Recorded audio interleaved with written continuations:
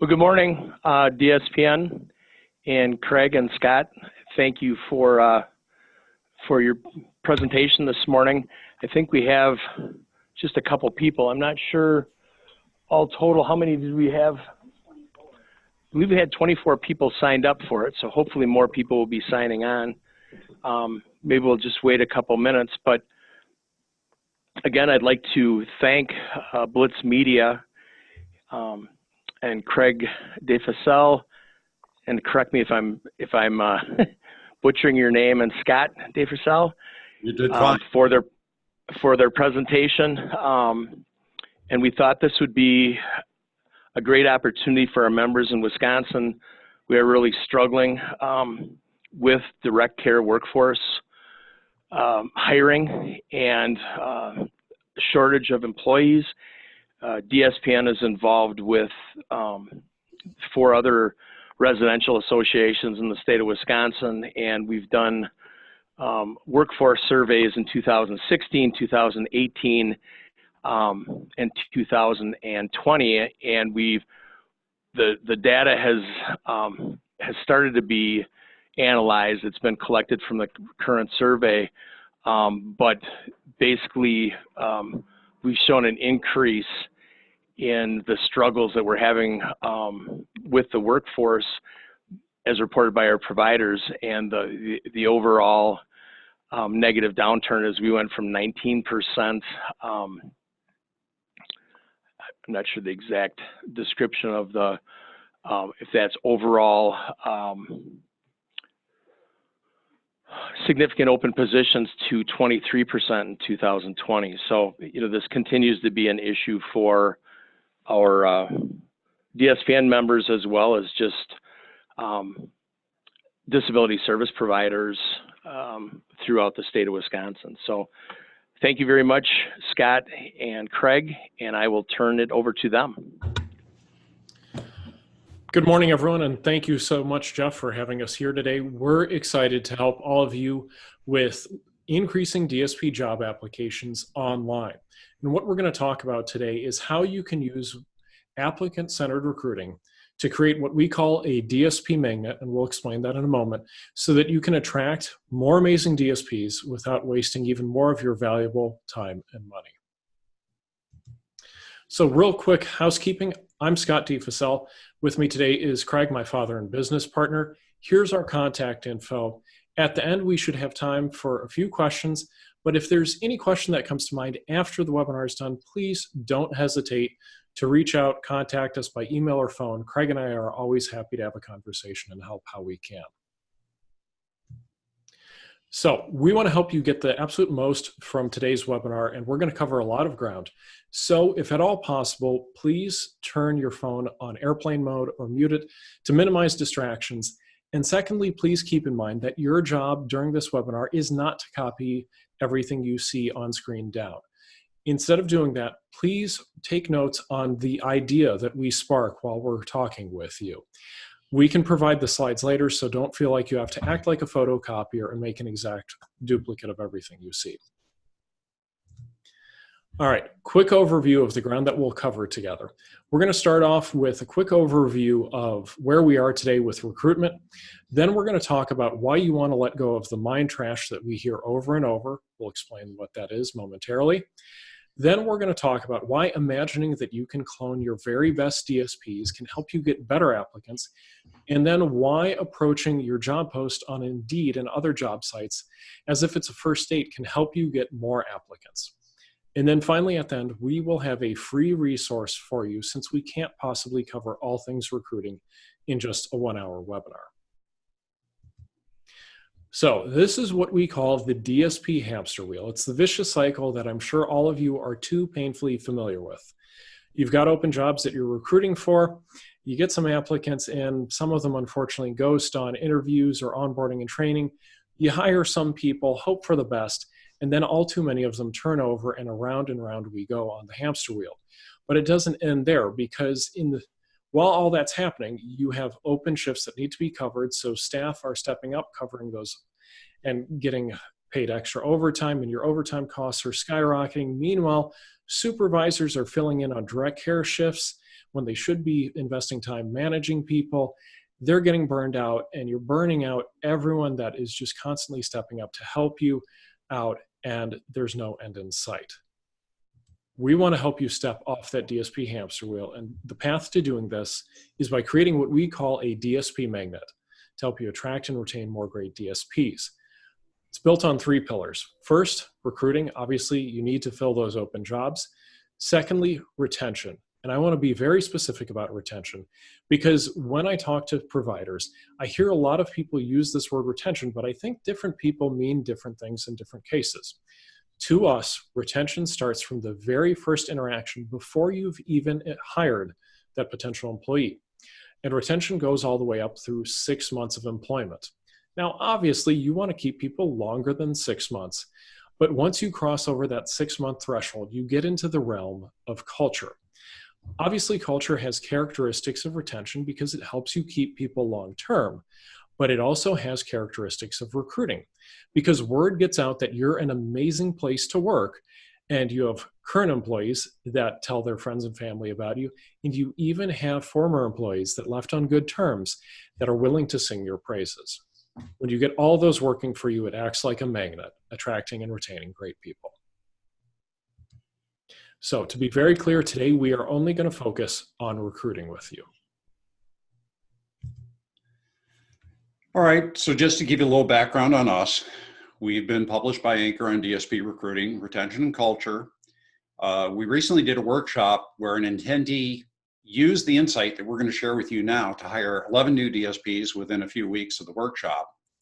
We've helped providers save $10,000 or more when turnover costs within 24 hours of one of our presentations.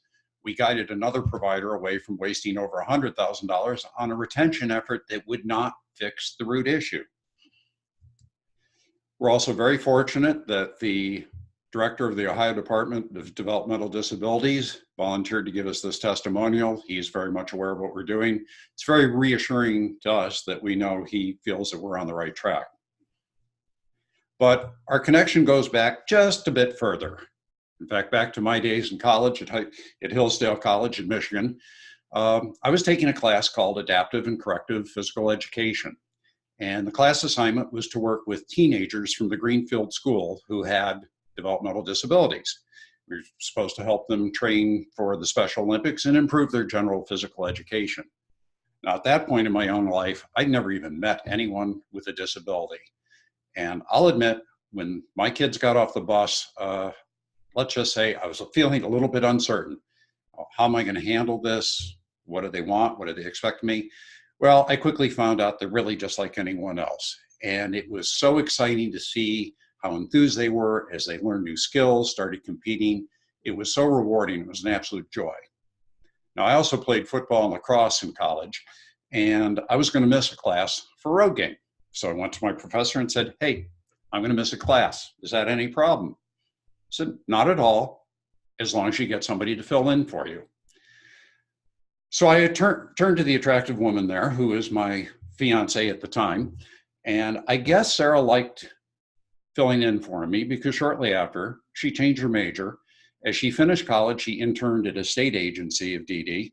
And after graduation, she spent 30 years working for the Lake County Board of DD in Northeast Ohio. Sarah absolutely loves the fact that Scott and I are now all in on this field. Now, my side of the story comes in about 30 years ago. As a young kid, I remember visiting my mom at work. And there's no one particular moment, event, or person that stands out in my mind, but what's lasted with me all these decades later is the feeling and how my eyes were opened to a new reality.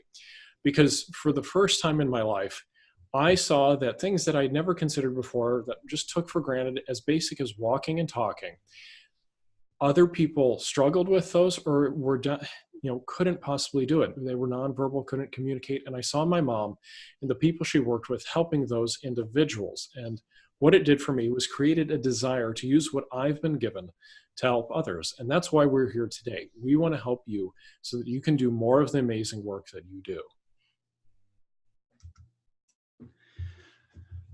So for the past 20 years, including the last 13 with Scott as my business partner, we've helped a number of nonprofits, including a few in the DD space. But we really went all in about 3 years ago when we were approached by the Resident Home Association of Dayton. They told us they needed help with their marketing and a new website. As we do with all new clients, we asked them, what's your greatest challenge? I'm sure no one here is surprised to hear that it was finding more DSPs.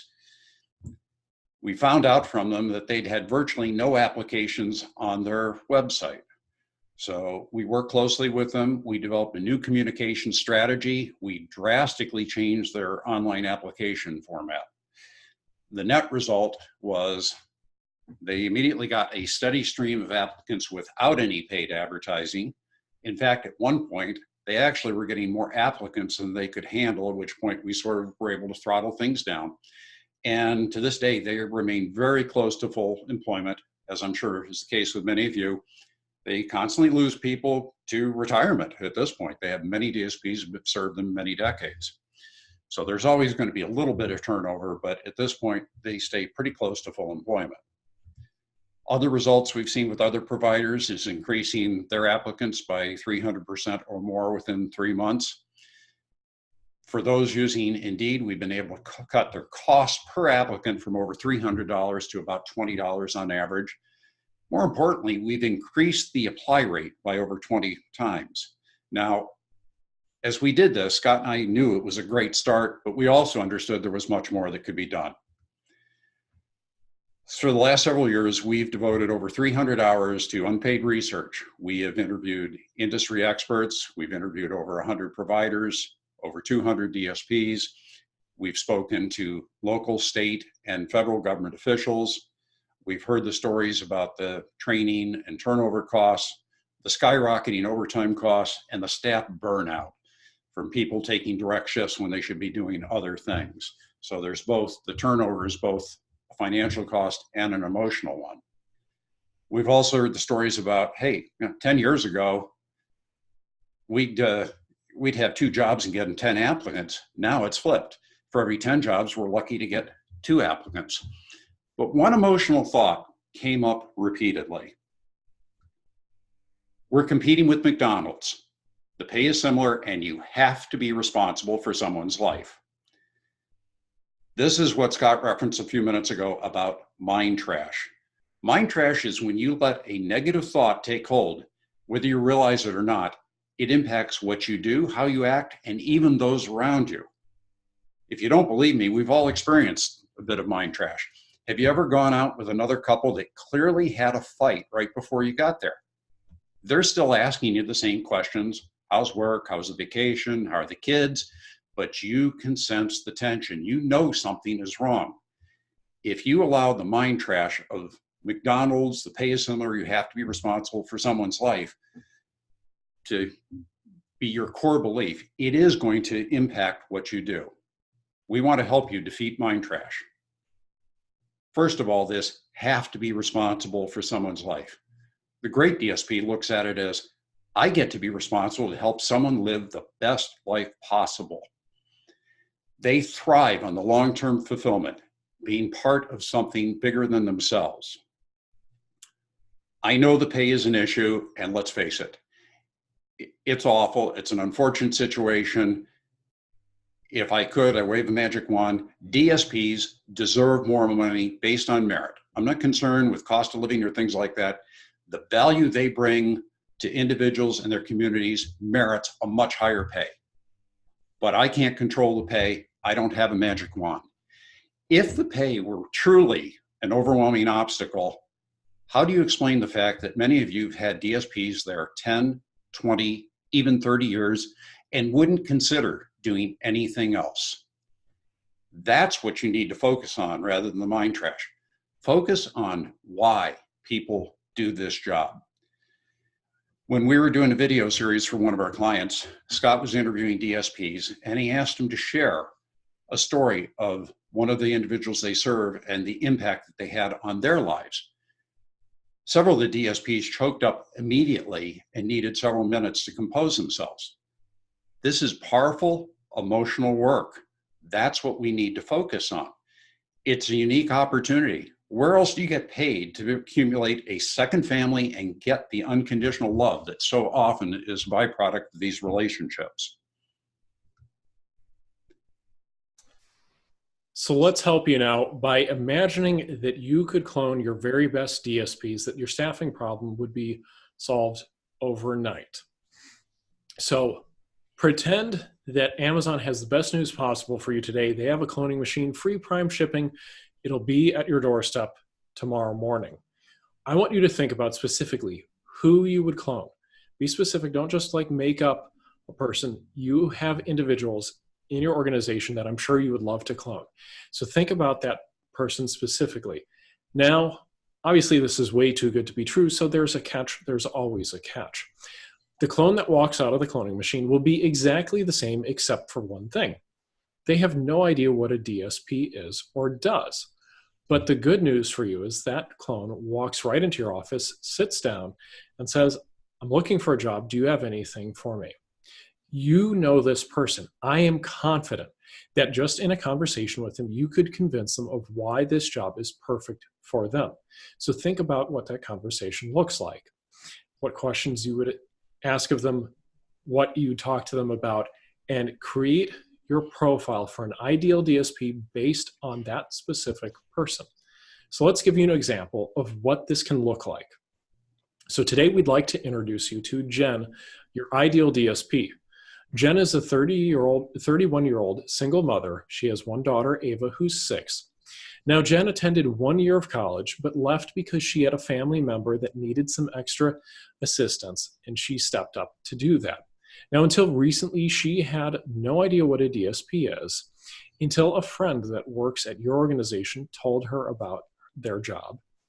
Now, the profile doesn't end there.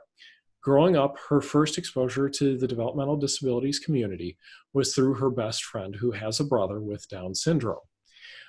Jen is drawn to this work because she wants something that's fulfilling. She believes in helping those that need a little extra help. Now, one thing to keep in mind is that when Jen comes and works for you, she's naturally going to be torn between work and home when her daughter is homesick. Obviously, Ava depends on her, but she knows the people she'll be helping at your organization depend on her as well. So, having introduced you to Jen, does it feel like you either know her or could point to someone in your own organization that is extremely similar? Let's contrast Jen with the generic profile we've heard from so many providers. We understand the frustration. I've had providers tell us that, hey, sometimes it's anyone with a pulse, or if they show up and pass the background check, we'll give it a try. Or we're looking for women between 18 and 35. The problem is if you're doing that generic thing, you're just hiring anyone, and you will hire people at turnover. If you've ever heard the excellent TED Talk by Simon Sinek about how great leaders inspire action, he talks about the fact that the goal is not to hire people who need a job. It's to hire people who believe what you believe. When you hire people just because they can do a job, they work for your money. If you hire people who believe what you believe, they will work with their blood, sweat, and tears. Which one of those profiles is working for the paycheck? Probably the person who works for McDonald's. And I'm not criticizing those people. Anyone who puts in an honest day's work for a paycheck, I'm all for. But the ideal DSP is someone who works for shared beliefs. So while McDonald's is fine for the person working for the paycheck, you want the person sharing your beliefs, which is Jen. Now, sometimes people say, well, wait a minute, Scott, Craig, if I write to attract someone like Jen, I'm not going to be attracting everyone, right? We really are desperate for people. True. When you write a profile specifically for people like Jen, you are going to turn some people off, but that's fine because they're not going to make good DSPs anyway. And it's not like you're only going to attract 31-year-old women with a daughter named Ava. It will appeal to people with similar mindsets, similar desires, similar qualities.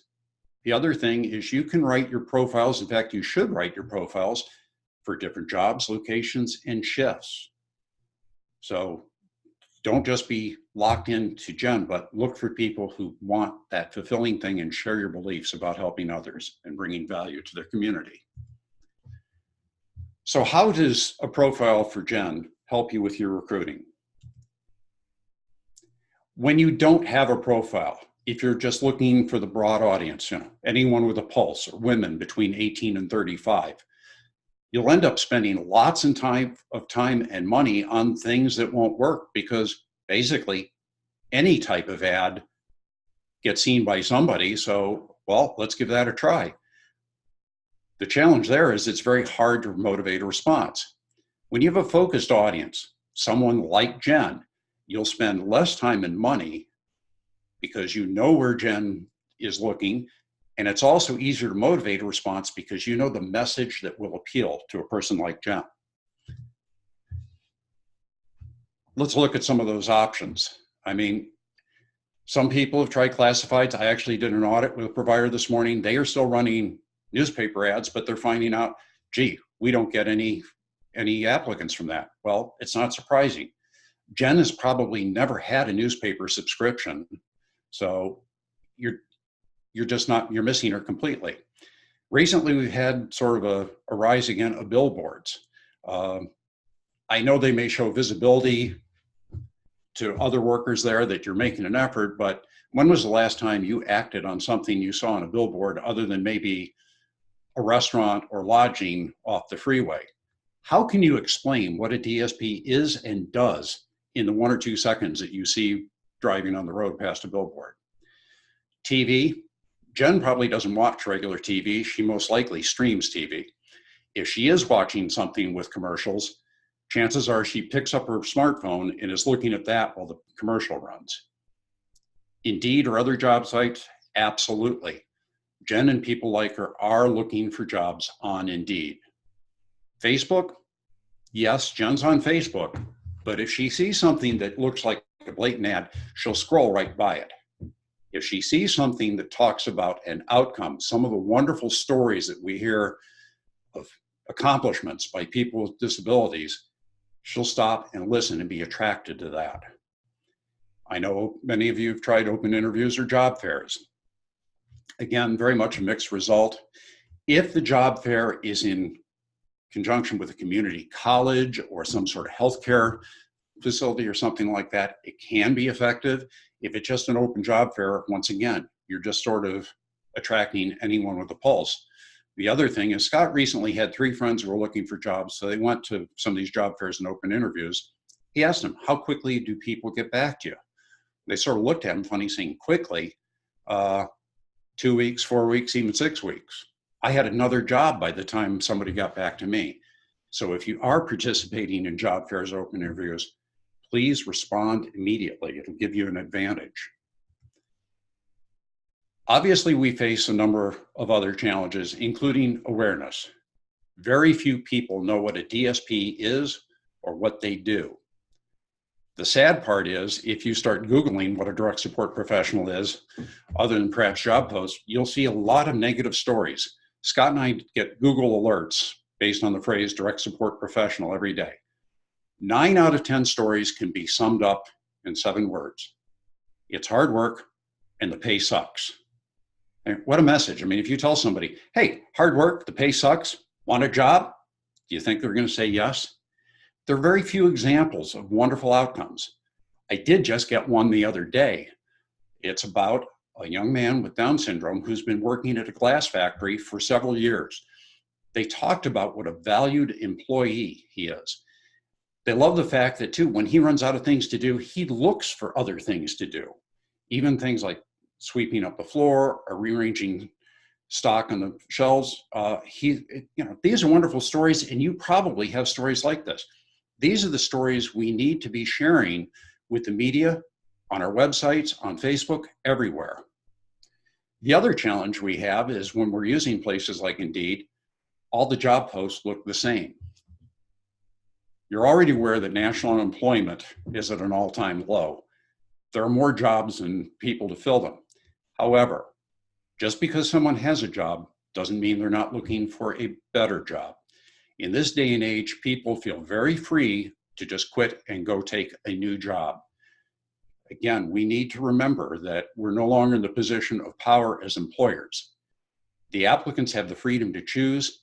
We need to do everything we can to make them want to have our job, to apply with our organizations. So the opportunities are, it's important. You want to be very clear about what a DSP is and does. Talk about why people love the job. A great thing to do is talk to your own DSPs, find out why they like the job, and start using some of that information on your websites and in your job posts. We encourage you to change your approach. Focus on Jen and people like her.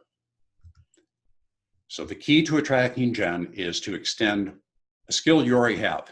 You're already exceptional at person-centered care. Use that same skill set for applicant-centered recruiting and hiring. Write your job posts for Jen. Get rid of the cold, impersonal job descriptions that we see so often. When you're talking about Indeed, and these principles would apply to Snag-a-Job, Glassdoor, any of the others, but Indeed is the top job site for providers. When you look at these headlines, they're all the same. So do what you can to attract Jen. You want her to click on your job. Most of you offer paid training. So if nothing else, direct support professional - paid training. The other thing is you see those little summaries, which so often include things like the job duties or something about your organization or a mission statement. Indeed uses the first sentence that they see on your job post for that summary. So use something about the benefits. Again, you want to stand out from the others so that Jen will click on your post. Your goal at this point is simply to capture Jen's attention. You want her to learn more about the job. So start off with the benefits that your recent hires love. I know we have several clients, for instance, who give a discounted cell phone plan. That's money in someone's pocket, so it's a great benefit to put early. Be specific yet concise, and again, I know we're repeating it over and over, but it's vital. You want to focus on the applicant. So once you've captured Jen's attention, you quickly want to get her interested. And the best way to explain interest is by using a dating analogy. So imagine for a moment that you've been set up on a blind first date, just meeting the other person over coffee. Your date arrives and sits down across from you, and they just proceed to talk on and on and on about themselves. Their life, their job, how amazing everything is. They don't ask you a single question. So, time for a really simple question for you. Is there a second date? Obviously not. So what on earth does this have to do with job posts on Indeed? Well, sorry to say, but the majority of job posts we see on Indeed and other job sites are playing the role of this bad date, because what do? They focus on the organization, its history, and how great you are. That's not the way we're going to attract somebody. So we want to get Jen interested, and the goal with interest is to just simply keep her reading. You don't want her to hit the back button on the browser, go to some other job post, or go to some other website. Things to watch out for that get in the way of this are industry jargon and unspecific text. Jargon is a barrier because all the acronyms and terms are unfamiliar to so many people outside of this field.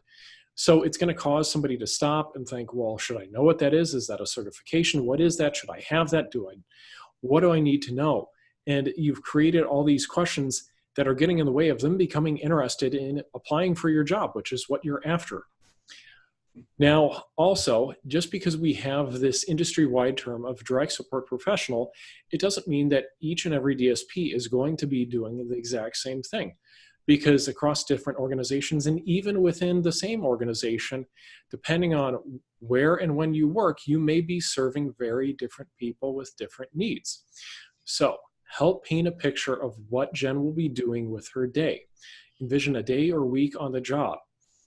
And then be clear about, does she need training and previous experience? Now, once you have the person interested, You want to create desire for the job. There are so many jobs available today. Why does the person want your job? Great way to help convince them of this is tell them about the impact that they will have on others and on themselves. In DSP interviews over and over again, we've heard this. They always focused on the people that they'd be helping, but they never anticipated the impact that it would have on them in their own lives. You can tell a story in a few sentences. My favorite example to share is one of the first DSPs I was ever interviewing. I asked her, tell me about your favorite day on the job. And she gave me an answer that I was never expecting. She said, Scott, it's the day I come back from vacation. And I said, that's incredible, but you're going to have to explain that more to me. Because while I'm self-employed and I love what I do, my first day back from vacation is not my favorite day on the job. She said, Scott, it's because when I get to the house, all the women there are waiting for me. They're so happy to see me. They hug me. They ask about how my time off was. And just the energy in the house is amazing that day. That's the type of story you can summarize in a few sentences to connect with people who are like-minded and want that type of fulfillment at work. You can also talk about how does the work fulfill and challenge you, because that's something we often hear from DSPs in interviews as well.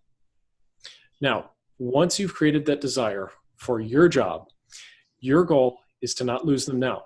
They see that big orange apply now link. You don't want to do anything to get in the way of them applying. And I know that sounds completely ridiculous, but we see things all the time online that actually get in the way of that. So please do not link to the homepage of your website here. It's not a great fit for this. If you do want to link to your website, link them directly to the jobs page. Because while it seems obvious to you how to find the jobs on your website, it's different on different websites, and maybe Jen just hasn't had her morning cup of coffee.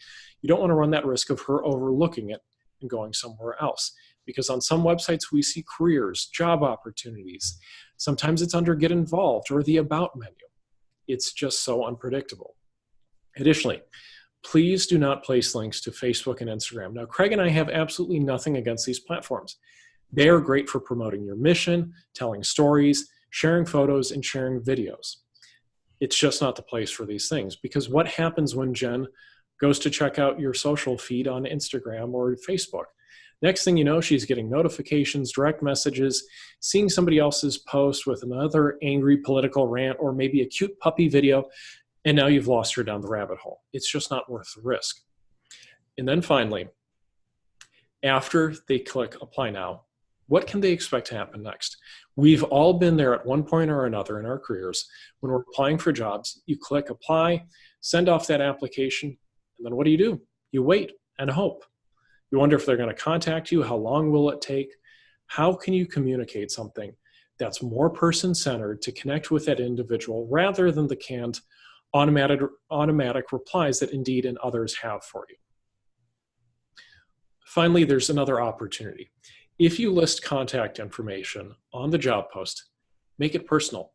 Who's the person that they could reach out to and talk to if they have some questions? Because some people want to pick up the phone and have a conversation. So if you can, give that person's direct extension and or email address so that the person that's considering applying feels comfortable and can contact you. So let's summarize all the ground that we've covered here. First, the most critical one. You've got to grab the person's attention, because if you don't get that right, none of the other steps matter here. Once you have attention, you quickly want to keep that person interested and engaged with your job post. Then you want to convince them of why they want your job, not just any other job out there for them. Then make it easy as possible for Jen to apply and carry these changes across your website, Indeed, and everywhere else where you're posting jobs. All right, I'm going to pick up on what Scott just said about making it easy to apply. I'm going to go back to his dating analogy. When you think about that first coffee date, the goal is to get a second date, or in your case, you want Jen to apply. But why is it that so many of us, the instant somebody takes that action, instead of just a simple second date, it's like we're popping the question. We're asking way too much too soon. In addition to the contact information we expect, We're asking for driver's license number, social security number, your entire work history, your educational history. It's just overwhelming. I mean, at this point, I don't really know your organization that well. I'm not likely to want to put down my driver's license and social security number. We encourage you to approach this like what they expect from Indeed. Fast and simple, something an easy next step to take. How much information do you truly need to justify calling up someone like Jen and inviting her in for an interview? Obviously the contact information, but really the only things you may require at this point is certainly you have to confirm that they're over 18. I know you want to know if they have a valid driver's license. You also need to know whether or not they have a high school degree or a GED, maybe also whether or not they're willing to submit to a background check. And that's fine. We'll get to it in a minute. We're not saying that this is all you ask, but isn't this enough? How much do you truly need to know whether or not it's worth investing some time in an interview? Look at it from the applicant's point of view. How much information would you want to fill out? I actually did an audit for a provider this morning. Their online application, I was 3 pages into it, and it told me I was only 1/3 done. It wanted my driver's license, social security number. I'm not willing to give that up on a website, particularly in this case, it wasn't even a secure site. If you want to find out what it is from an applicant standpoint, I encourage you, try applying for one of these jobs from your phone, or get a family member, a friend to try and see what you think of it. The other thing is when we see these forms that require you to fill out 150 fields or a PDF, consider the ideal DSP. Are they always good at paperwork, or is that a challenge for them?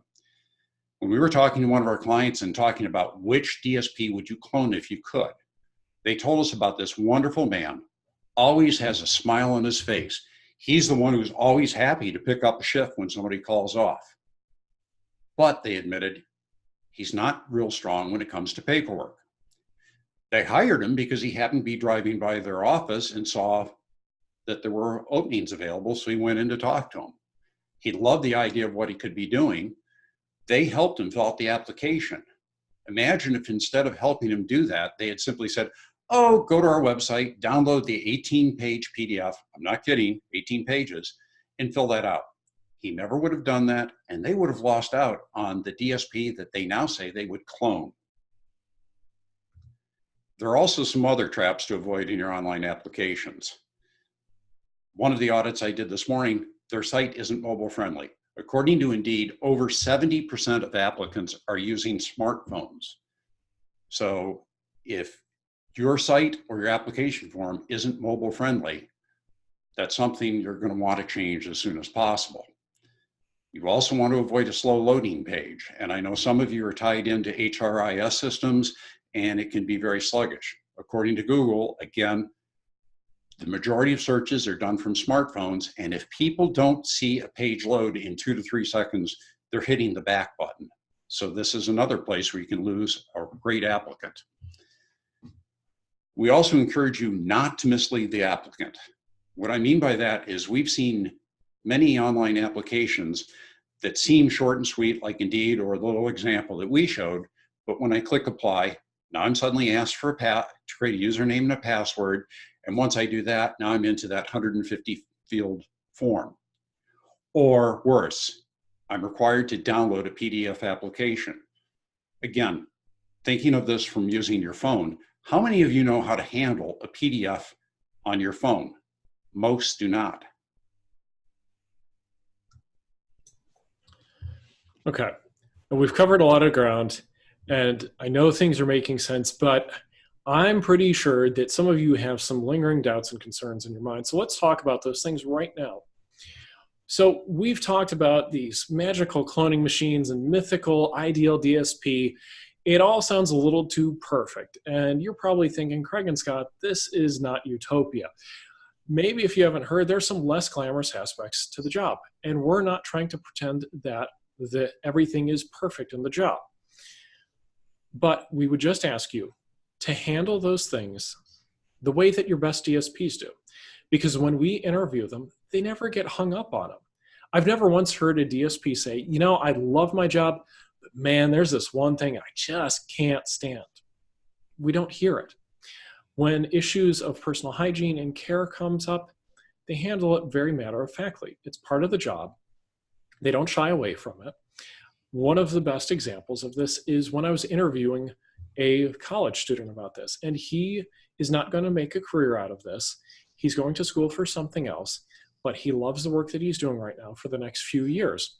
And he said, yeah, honestly, the first time I had to help change an adult diaper, I was a bit intimidated. But he said that the conversation with his executive director put him at ease, and he shares the same philosophy now. He said, look, I realized after that first diaper that if I can change one, I can change 1,000. It's just not that big of a deal. If it was something I needed help with, I'd want somebody to treat me with as much dignity and respect as possible and help me out. So that's how he views it. So just please handle those tough conversations the way your best people do. Now, we often hear concerns around removing questions from the application, as Craig was just walking you through. Now, we're not endorsing that you go out and remove questions, never ask them, and hire ex-felons. That would be ridiculous. What we're asking is, if you need more applicants, please consider modifying your online application. Because think about what is the important information that you need to know up front. There are other things that you need to know, but those things can often wait. What's important right now at this stage? What do you need to know to make an educated decision of, is this person worth moving to step 2 of our hiring process, whatever that is? So modify when you ask your questions. So consider making things into smaller, easier to take steps for the person versus that one big step all up front, that 150 field online application that gets all the information up front from people and drives them many people away. Now, unfortunately, we've heard people put up roadblocks before they've even started. We've heard people that say, yeah, I don't have enough applicants, but I'm worried if I go to one of those shorter online applications, I'm going to be flooded with people, and I just don't have time for that. Now, we get that your time is at a premium, but please don't look at it that way. You're not going to be wasting time with too many applicants. We're not asking you to set this in stone and never make any changes. If you're getting too many unqualified applicants, by all means, add in some qualifying questions and experiment with it. There is no perfect online application. Things are going to change over time for you. So please change how you ask people to apply. And please don't put this off. We know time's at a premium, but we've heard people after these sessions say, well, yeah, this makes sense, but I'll work on this later, or we're about to switch HRIS systems, so like this will have to wait 6 months. Please take action. There is no perfect application, as I just mentioned. What would it do for your organization if you started getting more applicants now versus later? Make modifications over time. So let's summarize everything for you here. Please, if nothing else, let go of the mind trash around you're competing with McDonald's. You are not competing with them. For the ideal DSP, they will not find long-term fulfillment working behind a cash register or stocking shelves. They might do it temporarily to keep the lights on, pay the bills, keep food on the table. But long-term, that fulfillment will not be there for them in that type of job. So think of that person. Make your recruiting applicant-centered. So be clear on that person that you would love to clone and create your ideal DSP profile based on them. And then approach your job posts on Indeed and other job sites as if it's a first date. Engage with that other person. Don't just talk about your organization. Don't put your mission statement up there. Talk about how you're the premier provider of services in Wisconsin and you've been around since 1955. That's not interesting to the person. You want to speak to them first. Then once they're interested in the job, they'll be interested in finding out more about you. And please watch out for the trap of, I don't have time. We know time's at a premium, but your organization really needs more people so you can advance your mission and serve more individuals with the amazing work that you do. So please make the time for this now. Now, right now, you're probably thinking things are wrapping up. You've got to go back to reality. You've got emails, voicemails, probably even new issues that have popped up during this webinar with us. You're going back to that reality. It's a bit of information overload with everything we've talked about with job posts and online applications. And what makes sense here in the webinar, suddenly when you go to apply it to your own job post and application, it becomes a little bit fuzzier and you're not sure where or how to get started. So rather than just offer you some white paper PDF download, hope you download it, hope you make the time to open it up, hope you can make sense of it, Craig and I want to eliminate all those barriers for you since we do this all the time. So we want to offer you a free DSP job post audit. And here's what that looks like. We're going to share specific improvements that you can make to your job post and application on your own. We're going to meet by a Zoom video conference for about 30 minutes, chat with you. We're going to share our screen, highlight sentences, bullet points, areas of your job post and application that can be improved. And at the end of it, we're happy to share our notes with you so you don't have to worry about writing everything down in that session. Now, what can this do for your organization? This is a great example of the results from these sessions. So we met with Sarah, and Sarah is not a client of ours. She attended one of these webinars and then afterwards signed up for the free job post audit. I walked her through her job post. She was excited. This was on a Thursday. She said, Scott, tomorrow's Friday. I'm making these changes and putting it on Indeed. I said, great. I'd love to answer any follow-up questions that you have. So we decided to talk on Monday morning. Monday morning comes. I give her a phone call and she says, Scott, holy cow, we've gotten 172 new applicants. I talked with her, answered a few follow-up questions, and she said suddenly, no, Scott, I'm wrong. Change that. We just got yet another application. Make it 173. We would love to help you have this type of impact on your organization. So if you want this, you're going to want to go to dspmagnet.com/free audit. And I'm putting the link in chat as well.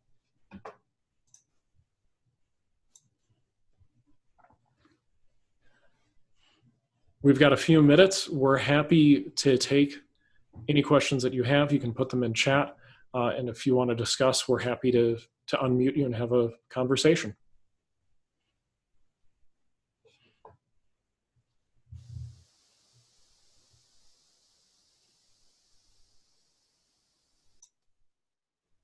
Please don't be shy. We can't possibly have answered every single question there is about recruiting in 45 minutes.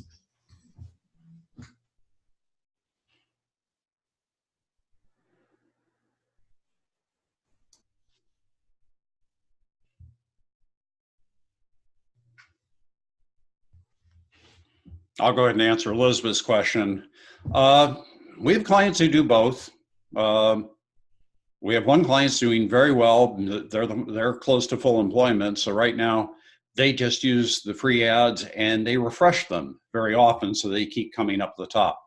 The ones who are using paid, if you're paying for your Indeed ads, it's critical that you make them applicant centered and follow some of the advice we've shared today so that you are getting great results and that you look at the stats to make sure you're not overpaying. We had one client where we looked at it and what was it, Scott? Something like they got one application so that for one of their posts, so it equated to something like $450 for that one applicant. Yep. To what Craig just said, you'll want to take a look at Indeed stats on cost per applicant. We've seen cost per applicants above $100 up to 100, to 400 plus, as Craig just mentioned. That's obviously not ideal.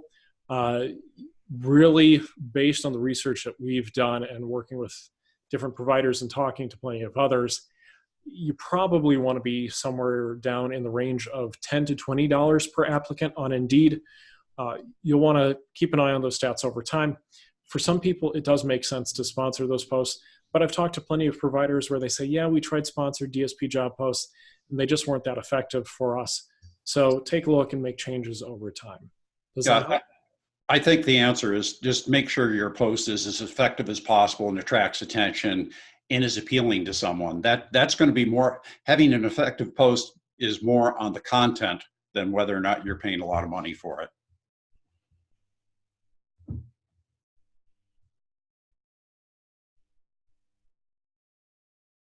We have time for a few more questions.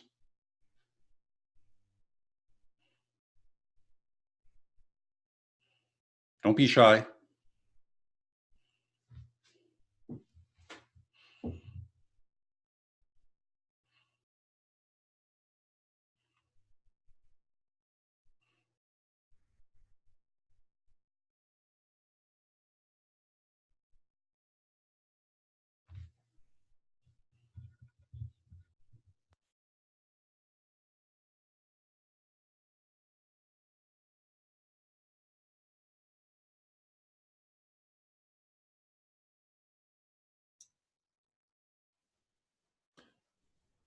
Jeff, is there anything you'd like to add to wrap up here? Oh, okay. So Christy just asked, will you be sharing the video of this? I have other people that like to see it. Yes. So we'll be sharing the recording of today's webinar with DSPN and make the slides available so that you'll have access to those. And we'll let Jeff and everyone there at DSPN let you know how to access the recording. Elizabeth just followed up with, how do you suggest we get the hiring supervisor to eliminate their mind trash? Tremendous question. Yeah, that's something that you definitely want to focus on. So I'm guessing based on your question that you've probably got a hiring supervisor or two that is taking the approach of anyone that can fog a mirror is worth considering. So talk about, the outcome that you're all after, rather than trying to force on, you need to do this, which doesn't go over well with most people most of the time. Talk about what you want instead. The outcome that you're obviously looking for is to find more great people that are going to stay there longer term and take great care of the people that you serve. So, look for those warning signs, because I'm sure they see plenty of warning signs and, ignore their gut feelings on certain things. Focus on the outcome that you want and, try and give them the confidence and back them up that, look, we know we have plenty of open jobs. We get that, but please don't be so desperate that we just take anyone and everyone and then we get burned on the training and turnover costs associated with that. And obviously the quality of care of just a revolving door of people. You want to look for the right people. So try and reassure them of the outcome that you're working toward. Give them the confidence and support that you are after the right candidate, not just any candidate.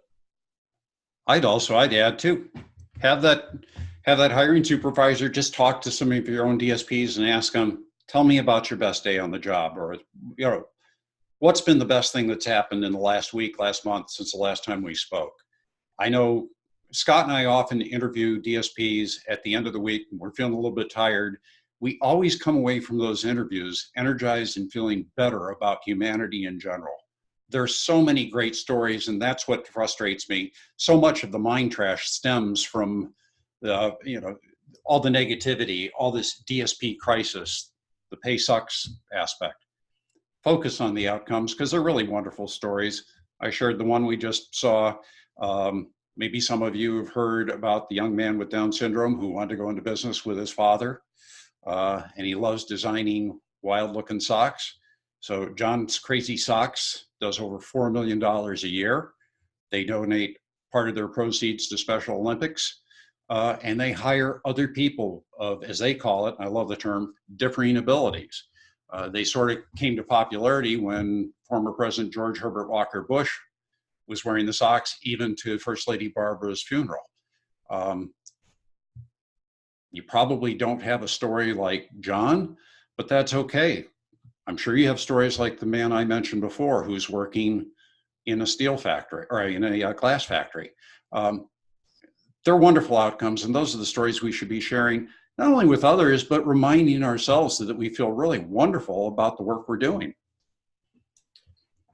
Allison just asked a question on chat, and Allison, you've just hit on one of my absolute favorite questions. So we'll wrap up on this one. Allison asked, how do we change the mindset of, I don't have time? This is the second biggest issue that we hear in talking with providers. There are a couple different ways you can approach this, depending on your personality and the person that you're talking Again, being person-centered here.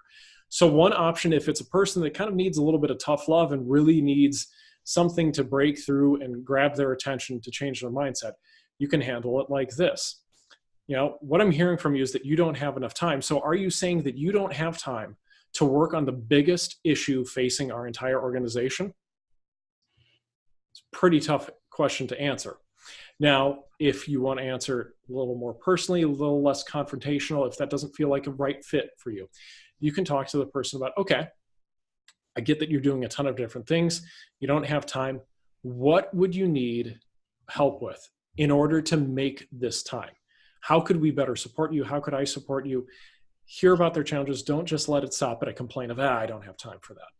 So many people just want to complain and vent, and it's okay to let them get it out. But then sometimes we need to politely encourage and push people to get specific around why they don't have time. It might be something small, it might be something big, but if we don't ask, we're not going to find out. And oftentimes we found that people in this field, they just want to keep stepping up, doing more and more and more. And they'll complain a little bit here and there, but they don't want to ask for help.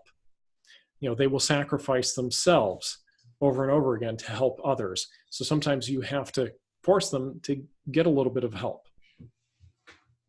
The other thing, just as a practical tip, we all make time on our calendar to meet with somebody, attend a webinar, go to a conference, make appointments with yourself to work on the important things. Because I know the day-to-day things, call-offs, all the things that can crop up tend to divert us. But if you can make an appointment with yourself to work on something that's maybe not urgent, but truly important, you can find that can become a habit and you can make great progress. Hopefully that helps. Thank you again so much for attending the webinar with us. Jeff, we greatly appreciate the opportunity to help. And Jeff, I'll let you wrap up and explain to people how they can access this information.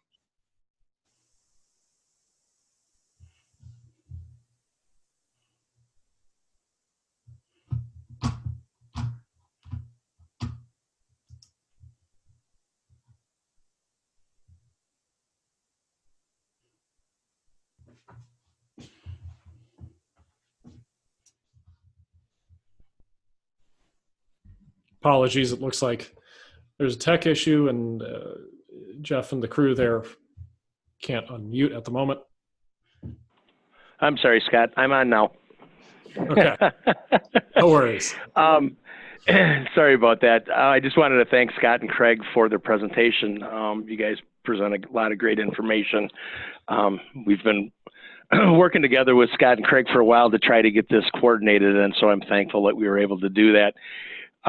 Going forward, what Angie will do is Angie will send out an email to everyone who registered for the webinar, and in that we'll include links to the webinar, and we'll include Scott and Craig's contact information going forward. And then also what we'll be doing is sending out this information in one of our weekly updates, so we can continue to have access to that and provide that to our other members. And then we will be putting a link to that on our website so that people will be able to review the full presentation there and also have access to Scott and Craig's information, so they can contact them for additional information and support and assistance, and hopefully assist in getting positions filled. So again, thank you very much, Scott and Craig, for your presentation and for your persistence in working with us to get it scheduled and on the books. And so with that, have a happy holidays, and hopefully all of you that were involved in the webinar will reach out and take advantage of what Scott and Craig have to offer. Thank you, Jeff. It was our pleasure.